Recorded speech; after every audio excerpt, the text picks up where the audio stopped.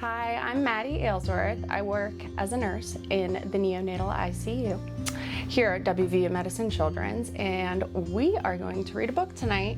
The book that we're going to read is Giraffes Can't Dance. So let's get started. Giraffes Can't Dance.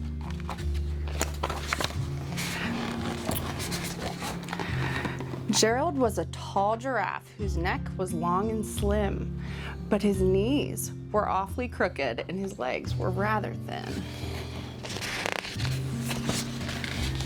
He was very good at standing still and munching shoots off trees, but when he tried to run around, he buckled at the knees.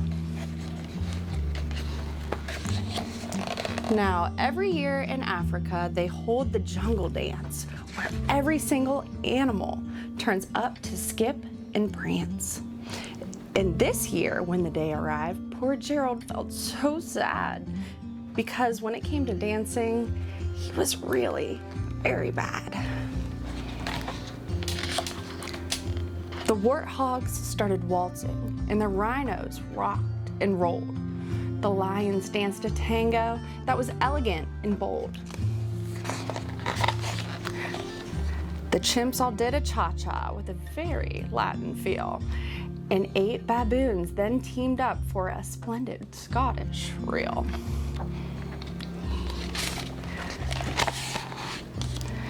Gerald swallowed bravely as he walked toward the floor, but the lions saw him coming, and they soon began to roar. "Hey, look at clumsy Gerald," the animals all sneered. "Giraffes can't dance, you silly fool. Oh, Gerald, you're so weird."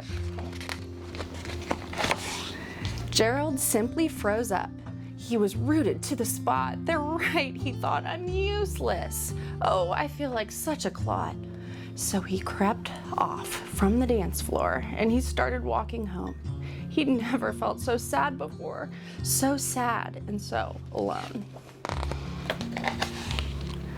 Then he found a little clearing and he looked up at the sky. "The moon can be so beautiful," he whispered with a sigh.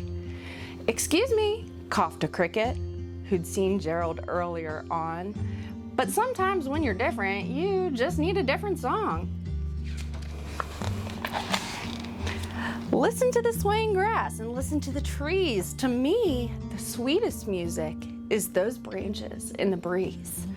So imagine the lovely moon is playing just for you. Everything makes music if you really want it to.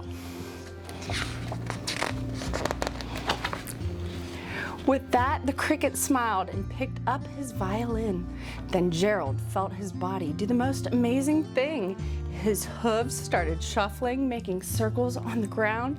His neck was gently swaying, and his tail was swishing around. He threw his legs out sideways, and he swung them everywhere. Then he did a backward somersault and leapt up in the air. Oh, Gerald. Gerald felt so wonderful. His mouth was open wide. "I am dancing. Yes, I'm dancing. I am dancing," Gerald cried. Then one by one, each animal who'd been there at the dance arrived while Gerald boogied on and watched him, quite entranced. They shouted, "It's a miracle. We must be in a dream. Gerald's the best dancer that we've ever seen." "How did you learn to dance like that? Please, Gerald, tell us how." But Gerald simply twirled around and finished with a bow. Then he raised his head and looked up at the moon and stars above. "We all can dance," he said, "when we find music that we love." The end. All right, I hope you enjoyed this story. Good night and sweet dreams.